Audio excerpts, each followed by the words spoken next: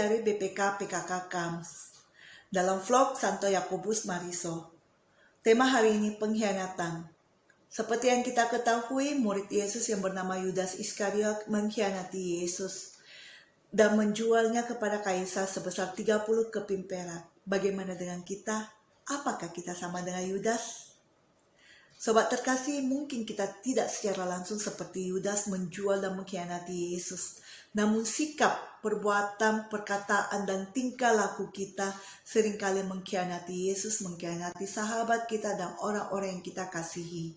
Dengan keegoisan, kesombongan, keserakahan, dan ketidakpuasan akan hidup kita, seringkali kita menginginkan kebutuhan hidup kita dipuaskan, baik moral maupun uang, kita mau dicukupkan, mau dipenuhi, kita menghalalkan dengan berbagai macam cara untuk memperolehnya.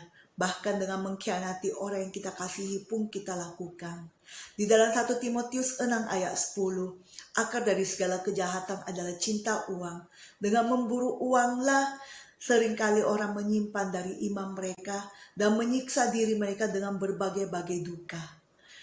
Kita pun sering juga memfitnah orang-orang di sekeliling kita agar diri kita dibenarkan, agar kita mendapat pengakuan. Kita mengkambing hitamkan orang-orang sekeliling kita. Kita menceritakan aib mereka, kita menggosipkan mereka, bahkan terlebih lagi saat di dalam pergumulan kita tidak mendapat jawaban yang baik dari doa-doa kita di dalam Yesus, kita mulai mencari ilah-ilah lain di luar dari Yesus. Hal ini sungguh mendukakan hati Yesus. Karena Yesus begitu mengasihi kita, Dia mau membayar harga atas setiap dosa dan pelanggaran yang kita perbuat dengan penyerahan dirinya sepenuhnya di atas kayu salib. Itu adalah bukti akan cintanya kepada diri kita. Apakah kita masih mau mendukakan Dia? Tuhan mengkehendaki setiap daripada kita untuk tetap setia di dalam Dia. Di dalam Lukas 16 ayat 10, setialah di dalam perkara-perkara kecil, maka engkau akan setia di dalam perkara-perkara besar. Jika engkau tidak benar dalam perkara kecil, engkau pun tidak benar di dalam perkara yang besar. Tuhan mengkehendaki kita memulai dari perkara-perkara kecil yang Tuhan percayakan kepada setiap daripada kita untuk kita pertanggungjawabkan. Mari sobat terkasih, Tuhan begitu mengasihi kita, Dia memelihara hidup kita, Dia mencukupkan seluruh kebutuhan kita. Burung pipit pun di udara dipeliharanya, apalagi kita sebagai anak-anak Allah. Di dalam Lukas 21 ayat 18, tidak satu helai rambut pun akan hilang daripadamu. Tuhan begitu mencintai kita sehingga Dia memelihara sedemikian rupa dalam diri kita. Sobat terkasih, jangan pernah ragu lagi mengikuti Yesus.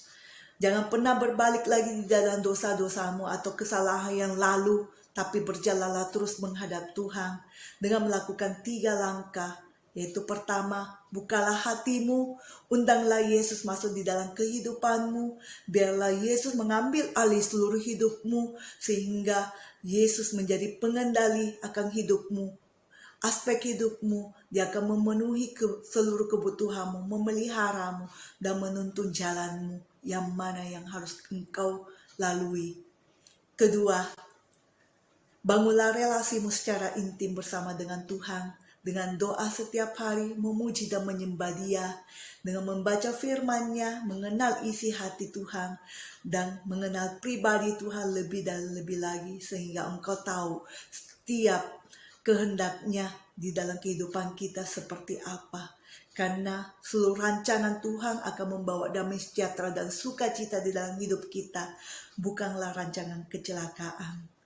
Ketiga, bersyukurlah selalu dengan apa yang telah kau peroleh hari ini, karena rahmat, kesehatan, dan nafas kehidupan terus dilimpahkan di dalam hidupmu, dan seluruh kebutuhanmu selalu dicukupkan. Maka dari itu, bersyukurlah selalu. Dengan 3 langkah ini, engkau akan melihat campur tangan Tuhan di dalam kehidupanmu. Engkau akan melihat Tuhan mengambil alih seluruh aspek hidupmu. Apapun masalahmu hari ini, jangan pernah berputus asa, tapi letakkan semuanya pengharapanmu di dalam Yesus. Karena Dia akan mampu melakukan segala perkara ajaib. Jangan pernah menyimpan daripada kesalahan yang lalu, tapi Tuhan akan membawamu ke dalam satu kemuliaan yang satu, ke kemuliaan yang lain. Mari sobat terkasih, lakukan semuanya untuk menyenangkan hati Tuhan. Karena kasih karunia-Nya terus akan dilimpahkan kepada setiap daripada kita yang mengasihi Dia, yang taat dan setia melakukan kehendak-Nya.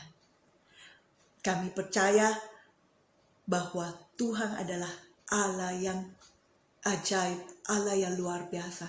Serahkan hidupmu sepenuhnya di dalam kasih Tuhan. Dia akan selalu memberkatimu. Terima kasih. Tuhan Yesus bersamamu.